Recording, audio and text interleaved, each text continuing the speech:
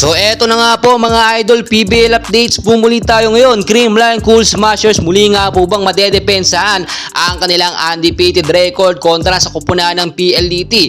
And bago tayo magpatuloy, pa-like and subscribe naman po bilang suporta sa ating YouTube channel. So as of now, nangunguna at top 1 sa standings ang CCS with 6 wins, 0 losses, wala pa pong talo yan. Sinusundan naman ng Chocomucho, no? 6 wins, isang talo at kasunod ng Cherry Tigo at ang Signal HT Spikers. Well guys, nakita naman natin napakaganda ng sistema ngayon ni Coach Shern Meneses sa kanyang first 6 lineup at nakita po natin yan sa huling naging laban ng CCS kontra sa Epto Logistics. Well guys, ni-review natin, maganda talaga at pang malakas at itong first 6 ng CCS which is si Kyle Negrito, Risa Sato Panaga, Tots Carlos, Bernadette Fons at Gemma Galanza. At inaasahan natin posible pa pong magbago yan sa magiging laban sa PLDT para hindi po mabasa ng kalaban. At nakita natin dito talaga walang tapon sa mga player po ng CCS. Lahat po talaga pwedeng i-rotate at makapaglaro para mabigyan naman ng highlights, no? At mag-shine sila ngayong PBL.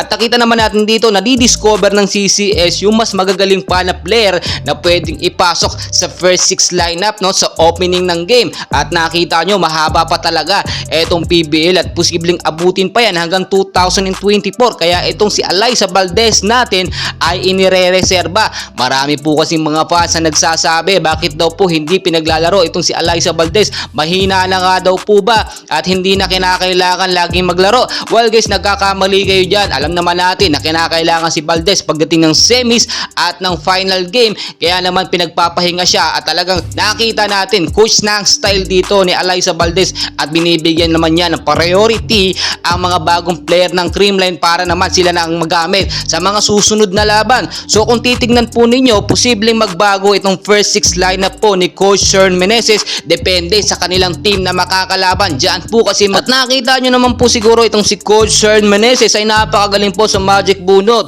Kapag ka po kasi hindi naging fit or naging effective ang kanyang first 6 lineup ay agad niya yung binabago. Minsan do alam natin inaabot ng 4th set at 5th set ang laban ng Creamline. Kinakabahan na tayo dyan na akala natin matatalo ang CCS pero nagagawan po talaga yan ng paraan ng Creamline. Diyan na po minsan ginagamit itong si Alyssa Valdez, no, na talagang kinakailangan siya hindi lamang bilang captain ng CCS, bilang leader din, no, ng CCS at mapakita na siya ang talagang penom at malakas na Creamline Cool Smashers. Well guys, napakarami pa nating kaganapan na dapat abangan and for sure makikita natin dito ang panibagong sistema or first 6 lineup ng Creamline na dapat po nating abangan. And please, huwag nyo pong kakalimutan mag-like and subscribe para ma-update ko po kayo sa mga susunod na update natin sa PBL at sa Creamline Cool Smashers. Maraming salamat po sa inyong lahat.